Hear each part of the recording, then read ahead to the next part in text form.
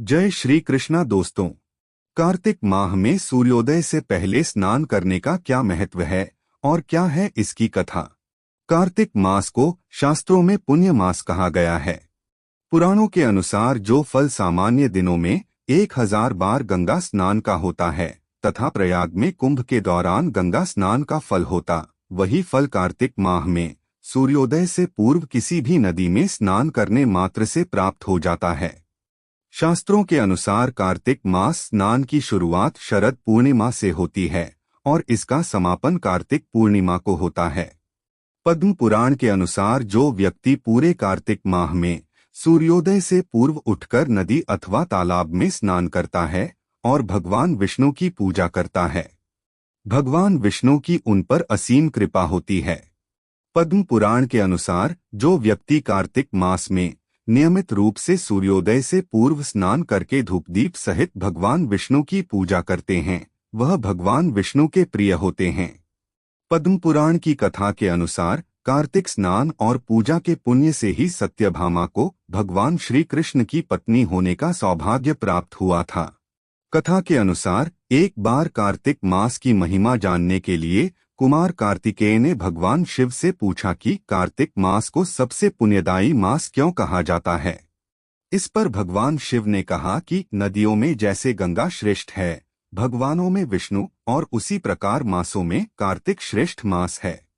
इस मास में भगवान विष्णु जल के अंदर निवास करते हैं, इसलिए इस महीने में नदियों एवं तालाब में स्नान करने से विष्णु भगवान की पूजा और साक्षात्कार का पुण्य प्राप्त होता है। भगवान विष्णु ने जब श्री कृष्ण रूप में अवतार लिया तब रुक्मिणी और सत्यभामा उनकी पटरानी हुई। सत्यभामा पूर्व जन्म में एक ब्राह्मण की पुत्री थी। युवावस्था में ही एक दिन इनके पति और पिता को एक राक्षस ने मार दिया।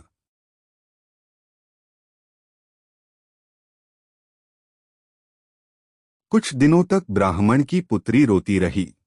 इसके बाद उसने स्वयं को विष्णु भगवान की भक्ति में समर्पित कर दिया। वह सभी एकादशी का व्रत रखती और कार्तिक मास में नियम पूर्वक सूर्योदय से पूर्व स्नान करके भगवान विष्णु और तुलसी की पूजा करती थी। बुढ़ापा आने पर एक दिन जब ब्राह्मण की पुत्री कार्तिक स्नान के लिए गंगा में डुबकी लगाई तो वह बुखार से कांपने लगी और गंगा तट पर उसकी मृत्यु हो गई। उसी समय विष्णु लोक से एक विमान आया और ब्राह्मण की पुत्री का दिव्य शरीर विमान में बैठकर विष्णु लोक पहुंच गया।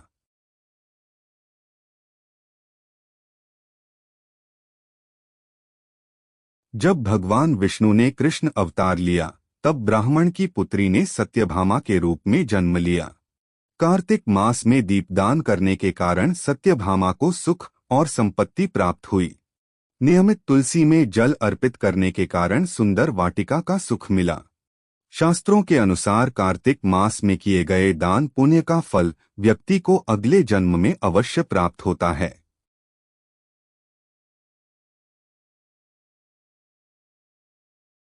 तो दोस्तों, कार्तिक माह में सूर्योदय से पहले स्नान करने की कथा आपको कैसी लगी, हमें कमेंट बॉक्स में लिखकर जरूर बताइए। और अगर आप हमारे चैनल पर नए हो तो चैनल को सब्सक्राइब अवश्य कर ले। और हमारी वीडियो देखने के लिए आपका दिल से बहुत बहुत धन्यवाद।